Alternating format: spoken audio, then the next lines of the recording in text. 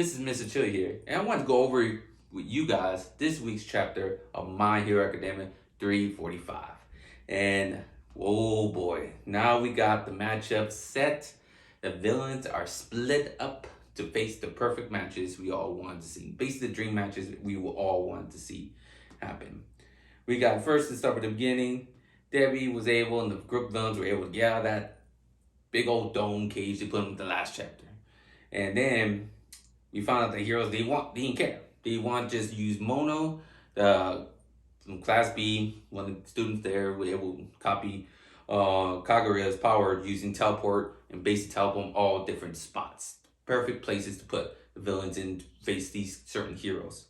And basically their plan was to have Endeavor, Hawk, and some all the other group of heroes facing All For One. I think by himself. Is he by himself? And All For One. I think he has some these villains, but he's basically, yeah. I think he can take them all by himself. Still think All For One could still kick Endeavor's butt and Hawk's butt. Definitely Hawk. Ever since he got messed up by Debbie, all his wings got burned up. He even tried to slice him, and he did no scratches on All For One. Come on, and we'll see what the number one hero Endeavor could do against All For One. And we'll see how that fight goes in chapter stories. But then the next place you send them, that's why even All For One was laughing and said, how could you send Debbie and Todoroki same place? You send your sons to face your former son that wants both of you dead. He wants to destroy both your whole family. And that's gonna be pretty interesting fight. I want to see who's stronger actually. That is the older brother face the little brother.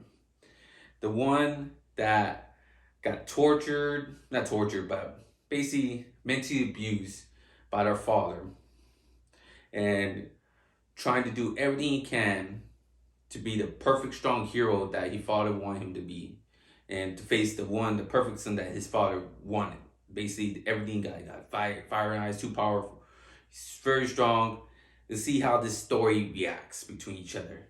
Is Todoroki trying to convince brother to turn back? Because I can't see Debbie ever becoming good. I cannot see Debbie. He's a Koba killer. He's gonna be a villain. If somehow he gets turned into like, oh yeah, I turn my ways and be a villain. Nah, this dude's messed up mentally. He's gone. And I love his character. I love Debbie. I love his design. Love his backstory. Maybe he'll become an anti-hero, but he will be killing. He will be doing this stuff. Maybe one day, I don't know. But that's in the future. But I can't wait for this matchup between Todoroki and Debbie. That's gonna be. I'm glad maybe it looks like in the background they have some heroes with them too, but that's everyone spread out. This is Debbie and Todoroki's fight. I want to see that. I can't wait to see that more in the chapters to come. They had another battle scene, another battle arena. Like they looks like they all got teleported in this big old state. Oh, the UA. Yeah, that's what it is. The UA is teleport high, so they can't get involved in this battle. No one could. All the civilians is not gonna get hurt, so that's good. Good idea on them. But then we got, I guess the next battle scene is Best Genius and Baku and against Shiraki. But it was supposed to be Deku there too. Deku was supposed to be part of the group against 3-1. But someone took Deku before they could switch do a portal, because they all got transferred to the portal, and it was Toga. Toga was able to grab Deku. It was supposed to be Deku. Actually the group battle they designed, because they all picked the perfect targets to face these villains. They teleported each area. They planned it all out perfectly. It was supposed to be Floppy and Uchuku, the Gravity Girl. Forgive me for not pronouncing her name. I'm sorry, right?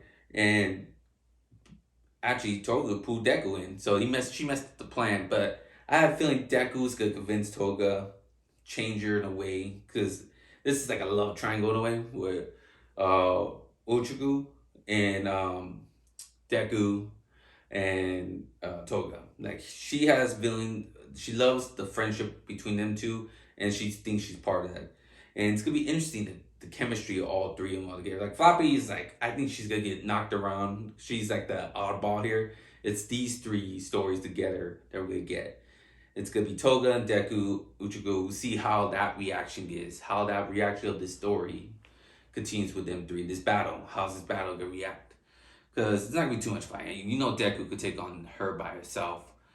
But he doesn't want her to. I think he's gonna sense the I think that's part one, his power. He did that with the last fight with Shiraki. He saw kind of like that. He saw that child inside him that wants help, but it's so little, like very little, that there's some good in him, some help that needs help. He needs to pull that child out of that darkness, and maybe see something in the villain. Maybe it's I don't know power, but Deku, they're showing they're gonna turn one of these villains into some anti-hero or a good guy somehow. Come on. And I think Toga's gonna be that one. She just wants a friend. She wants someone. That's why I love these villains, because they're basically mental disturbed. They're in society that didn't help them. There's no therapy. There's no.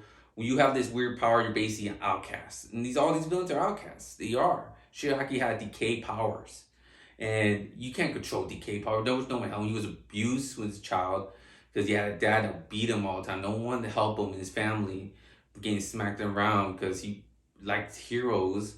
He wanted to be like his like All Might. I think he did look up with All Might. I forgot a little bit of the story about that. But anyways, he did like superheroes. He did like one play. His dad didn't like him and he smacked him around all the time. And he had this itchy habit, a decay power. And how you got that? Even Toga basically likes her powers is coming from blood. She likes sucking blood. It's like a vampire. And no one wanted to help her. No, not parents outcast her. All her friends, she had no friends, so she's an outcast. No one accept these characters twice. Um, who else was part of the group? Yeah, Toga, Debbie. And Debbie basically was abused and um, mental abuse, basically. I think yeah, and physical abuse. Basically, he was supposed to be trained to be the greatest hero, Top Fun's dad, to replace All For One, but he thought his father just threw him aside, saying, nah, you're not, just keep throwing away, put all this in fantasy in his head, and he burned up his power for him and basically turned what he is now because of his father.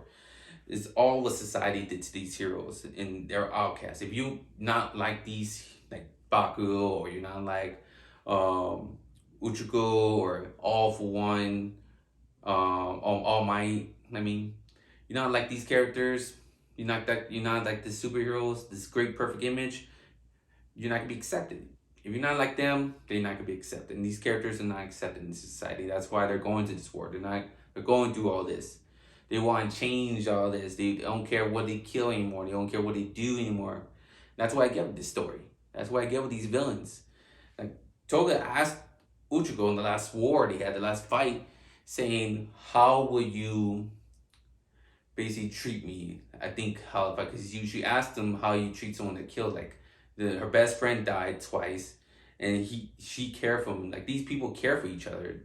They all care for him. The way Debbie cares for Toga too. When the last couple chapters ago, that he burned her family, or old home, her childhood home, burned it down to the ground because it had a lot of bad memories in it, all that terrible memories, and say you don't need that in your life.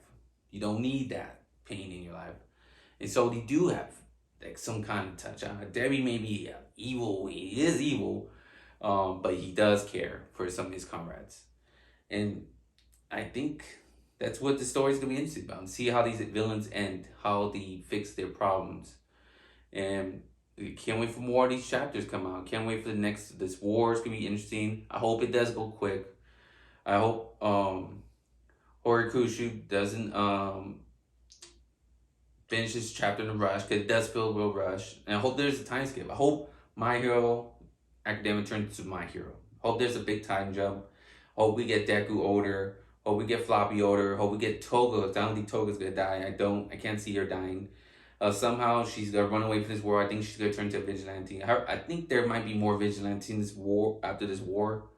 Like villains turning different ways and going their own ways. Like I'm not gonna become a hero because what I did, or there might be some prisoners. Maybe they'll change in prison. Like maybe Toga will go to prison, serve her crime, and there after this war. And I feel like Shiraki might leave, or he might be trapped in prison, or All For One. Because those characters, or they might stop All For One. There might be a new bad guy in the future. Who knows? That's why I said this. My Hero Academia could be a never-ending story with new villains and new heroes and new characters and all that stuff. It could be. Look at the Marvel Universe. There's tons of villains and there's tons of heroes. This is basically almost the same thing. Almost. But better. Trust me, it's way better. And I love it all. I hope it never ends. All right, thank you all for watching my video, and I hope you hit the like button and subscribe to my channel. I'll talk to more about My Hero Academia, the next chapter in 346. And y'all, everyone stay nerdy, all right? Have a good day or a good night. Bye.